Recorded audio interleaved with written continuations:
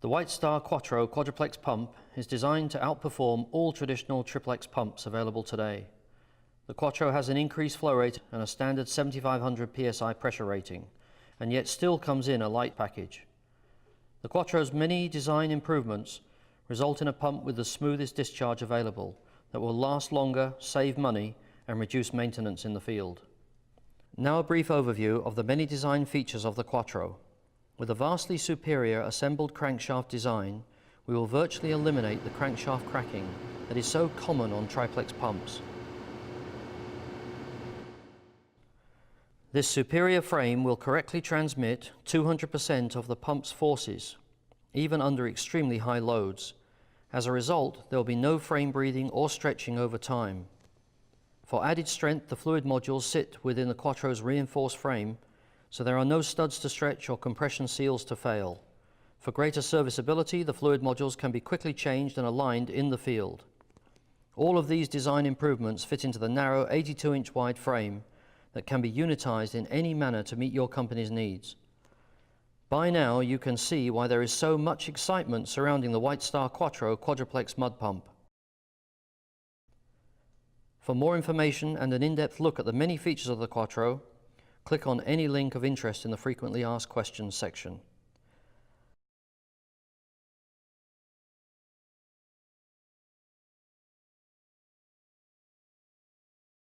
The quadruplex has revolutionary advantages over the triplex pumps. First of all, the fluid modules are inside the frame. On a triplex pump where they're outside the frame, they're retained to the frame by studs and nuts. With those studs and nuts taking all the load from the pistons, say 120,000 pounds with each piston stroke, the fluid modules can easily be forced forwards. When they're forced forwards individually, it causes movement with the discharge manifold. When the discharge manifold is forced to move, leaks occur as they're held together with only compression seals. On the quadruplex pump, there's no compression seals. They're all seal assemblies. The fluid module is inside the frame, so you never have a fluid module movement situation. So we've totally eliminated that problem.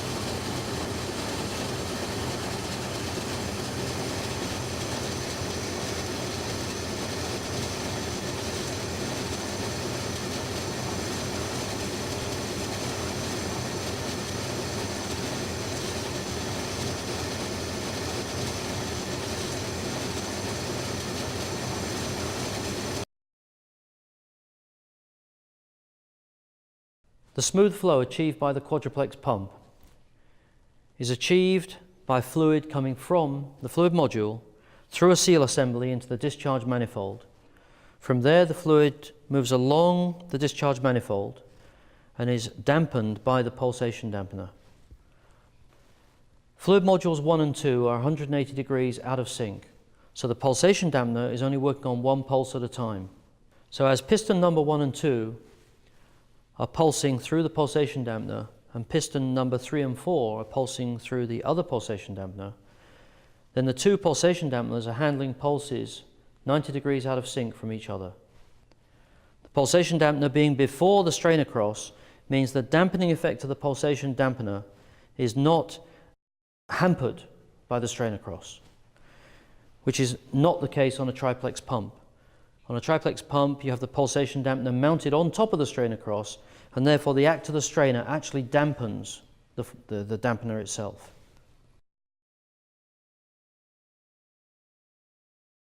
A major problem with the triplex pumps are when one fluid module fails, especially if it's the middle module. But even if it's the outer modules, you have to remove the complete discharge manifold, the strainer cross, the pulsation dampeners, the suction manifold. All has to come off before you can change out the fluid module, which itself is a very difficult task.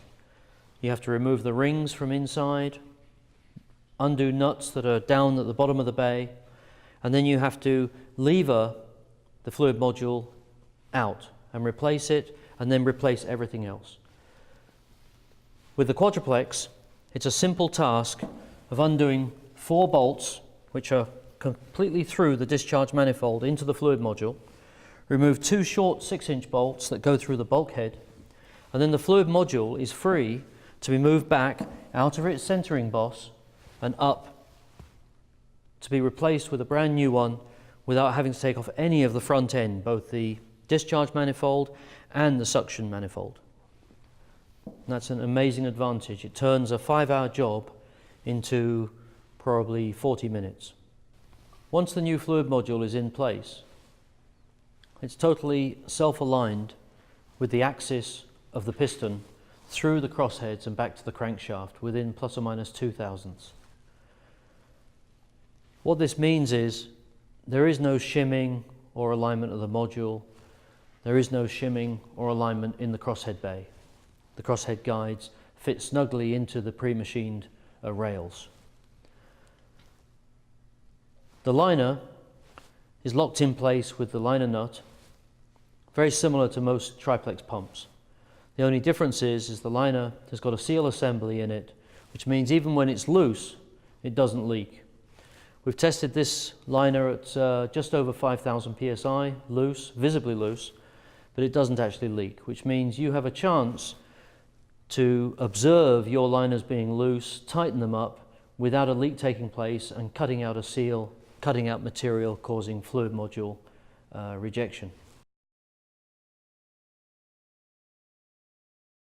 The guides used in the quadruplex pump are unusual in that they have rails inserted in them. It means that when the guides are worn, the rails can be removed and replaced without the guide itself having to be rejected. The rails and the gaps between the rails allow foreign particles, which would normally be mashed between the crosshead and the guide. It allows those foreign particles to be washed away in the rivulets between the rails. The quadruplex revolutionary guides incorporating a non-ferrous material as the rails run so smooth there's almost no heat generation at all. Even with the pump running at 1,000 horsepower, the rails only reach 31 degrees C, which means there is almost no friction at all.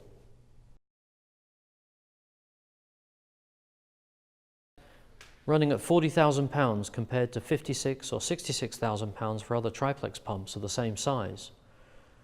The quad uses an arrangement of panels to carry the load back from the bulkhead to the crankshaft main bearings. Those panels take the forces very efficiently through the middle of the pump, rather than on a triplex where it will come around the outside of the frame to bearings at the ends of the crankshaft. On the quadruplex, the bearings on the crankshaft are within conrod 1 and 2 and conrod 3 and 4. So the bearings and the lines of force continue all the way through to the bulkhead.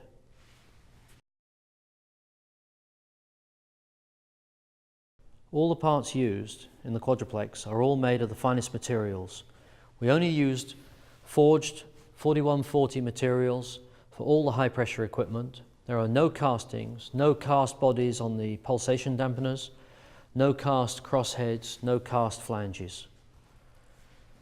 We're using all forged steel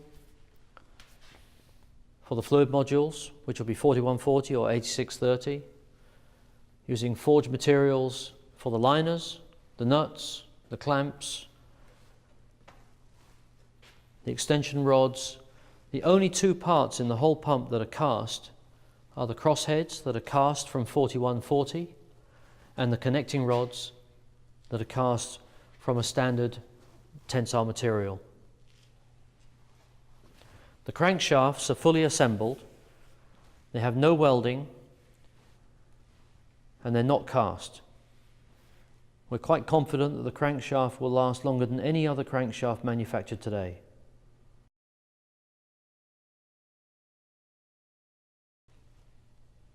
There are two pulsation dampeners, specifically because there's one pulsation dampener for every pair of fluid modules and every pair of piston strokes.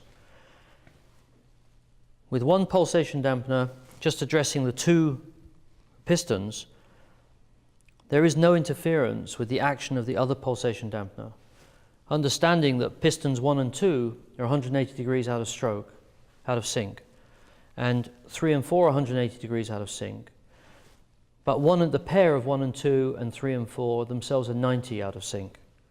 So we have one pulsation dampener working on one pair, and then halfway through the pulses from this pulsation dampener will be the pulses occurring on the other pulsation dampener.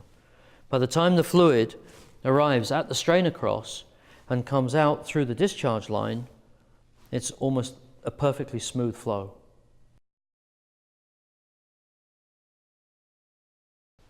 On the quadruplex, for the same reason we have two pulsation dampeners, we also have two suction desurgers. We have a suction desurger normally standing at 30 psi, using rig air only. And we're taking the flow from the supercharger straight into the manifold, desurging any surges in that flow, which are obviously negative pulses, and allowing the fluid to fill the liners, which is essential to the smooth flow and zero knocking on the crankshaft due to cavitation.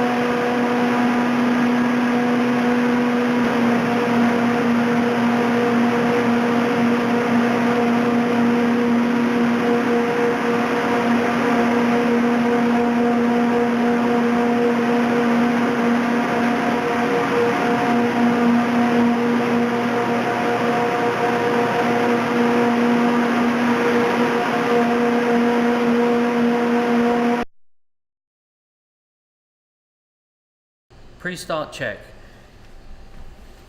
Open the suction line. Make sure the choke is open. Move back along the pump. Open the liner rinse feed, the lube oil feed, the lube oil discharge.